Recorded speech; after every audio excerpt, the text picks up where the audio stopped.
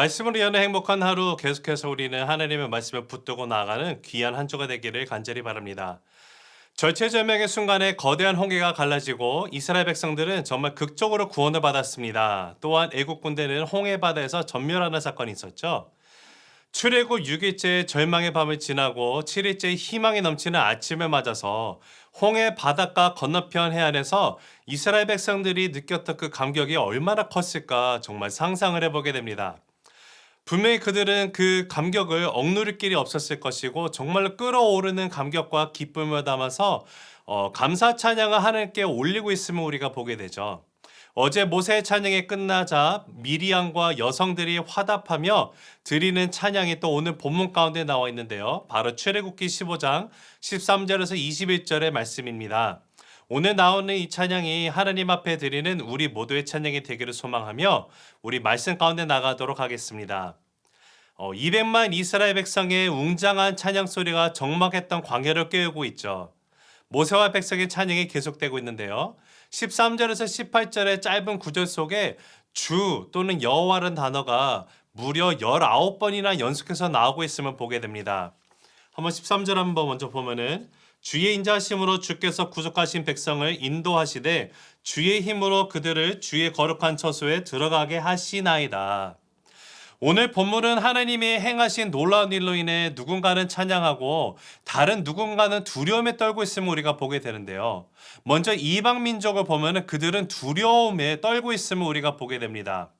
19절로 가서 바로의 말과 병거와 마병이 함께 바다에 들어가매 여호와께서 바닷물을 그들 위에 되돌려 흐르게 하셨으나 이스라엘 자손은 바다 가운데서 마른 땅으로 지나간지라. 하나님께서 홍해에서 애국 군사들을 멸하셨습니다. 출애굽과 홍해에서 애국 군사들이 진멸된 사건은 애굽에만 영향을 미친 것이 아니었고 이 소문이 블레셋 주민들, 에돔에 있는 사람들, 모압의 영웅, 가나안의 주민들에게까지도 소문이 퍼져가고 이로 인해서 이방인들이 두려움에 떨었다라고 분명히 기록이 되어 있어요.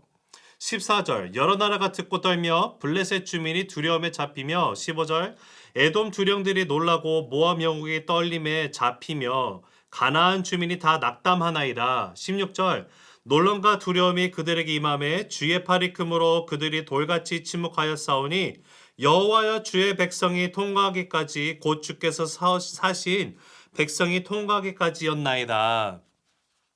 모세는 그들이 놀람과 두려움으로 그들이 돌처럼 침묵했다라고 묘사를 하고 있어요. 근데 이것은 심지어 여호수아서 2장 9절을 보면은요. 이 홍해 사건이 하나님께서 그들을 어떻게 구원하셨는지 이 일이 40년 후에도 여리고성 주민에게 두려움을 불리켰다라고 기록이 되어 있습니다.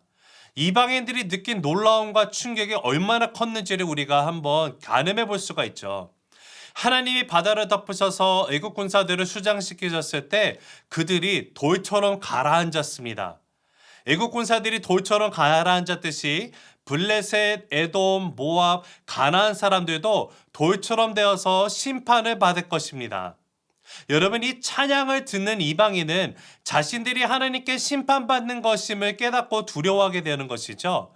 하지만 반면에 모세와 백성들은 하나님의 인도하심, 하나님의 구원하심이 기쁨의 노래로 나와 있음을 우리가 보게 됩니다. 17절 주께서 백성을 인도하사 그들을 주의 기업의 산에 심으시리이다. 여호와여 이는 주의 처소를 삼으시려고 예비하신 것이라. 주여 이것이 주의 손으로 세우신 성소로소이다. 여러분, 동일한 사건이에요. 근데 동일한 사건임에도 불구하고 하나님에게 속한 백성들과 그러지 못한 백성들의 그 반응에는 정말로 큰 차이가 있습니다. 두려움이냐 찬양이나 그 차이가 있죠. 모세의 찬양에는 미래에 대한 소망이 담겨 있습니다. 하나님께서 성도들을 적과 꿀이 흐르는 언약의 땅, 축복의 땅으로 인도하셔서 성소에 세우실 것입니다. 하나님은 백성을 거룩한 처소에 들어가게 하시고 그들을 주의 기업의 산으로 심으실 것이라고 분명히 선포가 되고 있습니다. 하나님께서 당신의 백성을 인도하신 이유가 어디 있는가 봤더니 그저 그들을 보호하시고 복을 누리게 하려는 것이 아니라 하나님께서는 우리를 주의 기업의 산에 심으시기를 원하신다는 사실이죠. 주의 처소로 이끌려고 하십니다. 그곳은요, 주님이 직접 세우신 성소라는 사실이에요. 이런 놀라운 복과 영광이 우리에게 주어졌다라는 것은요, 그 사실만을 기억하고 나갈 수만 있다면은 우리는 하나님의 인도에 대해서 더욱 놀라고 주를 신뢰하는 삶을 살아가게 될 것입니다. 18절. 여호와께서 영원 무궁하도록 다스리시도다 하였더라. 여러분, 세상의 통치나 사람에 대한 신뢰는요, 변수가 많고 한시적입니다. 그러나 하나님의 인도와 다스리심은 영원합니다. 영원하신 하나님이 영원히 다스리시기 때문에 우리는 하나님을 전적으로 의지하며 그분을 신뢰할 수 있습니다. 하나님의 은혜와 통치가 영원히 우리에게 임하기에 우리는 세상이 느끼는 낙담과 두려움에서 자유함을 누리게 됩니다. 모세가 찬양을 인도하자 수많은 백성이 그와 함께 하나님을 찬양했습니다. 그리고 이어서 미리암이 찬양 인도자가 되어서 많은 여성과 함께 하나님의 행하신 기적을 다시 한번 노래를 하고 있어요. 모세와 미리암의 찬양의 특징은 크게 두 가지를 볼 수 있는데, 첫째는 과거 하나님의 구원 행위에 기초해서 노래를 하며, 또한 미래에 펼쳐질 하나님의 역사를 소망하며 부르는 데 있습니다. 이처럼 우리의 삶 가운데도 하나님께서 지금까지 나의 삶 가운데 어떻게 역사하시고 인도하셨는지 그 과거를 우리가 회상하고 나갈 때 우리는 분명히 하나님 앞에 큰 찬양을 들을 수 있습니다. 뿐만 아니라 예전에도 항상 신실하게 나와 함께 하셨던 그 임마누엘의 하나님, 에베네셀의 하나님께서 나와 함께 하시는 임마누엘의 하나님이시며 앞으로 일어날 일을 이미 예비하신 여호와 이레의 하나님이라는 사실을 우리가 기억하고 인지하고 나갈 때 우리의 입술은 찬양이 끊이지 않게 될 것입니다. 모세의 찬양은 15장 1절에서 18절까지 매우 긴데 반면에 미리암의 찬양은 솔직히 한 절밖에 되지 않고 있어요. 바로 21절의 말씀이죠. 미리암이 그들에게 화답하여 이르되 너희는 여호와를 찬송하라. 그는 높고 영화로우시며 말과 그 탄자를 바다에 던지셨음이로다 하였더라. 여러분, 정말 짧은 찬양이지만 하나님의 구원 행동을 정말 축약해 놓았습니다. 솔직히 이 내용은 1절에 나와 있는 찬양의 반복으로 높고 영화로우신 하나님께서 이스라엘을 구속하기 위해 애굽의 말과 그 탄자를 바다에 던지셨다라는 내용이에요. 이처럼 하나님이 대적을 꺾으신 사건이 구체적인 사건이라는 것을 다시 한번 우리에게 상기시켜주고 있습니다. 추상적인 사건이 아니에요. 우리의 삶 가운데 역사하시는 하나님 또한 마찬가지입니다. 하나님은요, 추상적인 개념의 어떠한 신이 아니라 정말 살아 역사하시는, 구체적으로 나의 삶 가운데 개입하시고 나와 함께 하시고 동행하시고 인도하시는 살아계신 그 하나님이라는 사실을 우리가 잊지 않았으면 좋겠습니다.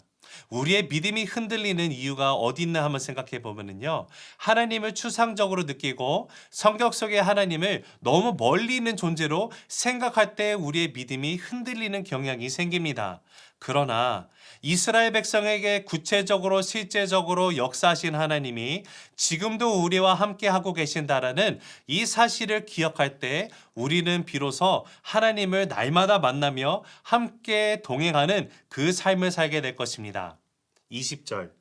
아론의 누이 선지자 미리암이 손에 소고를 잡음에 모든 여인도 그를 따라 나오며 소고를 잡고 춤추니.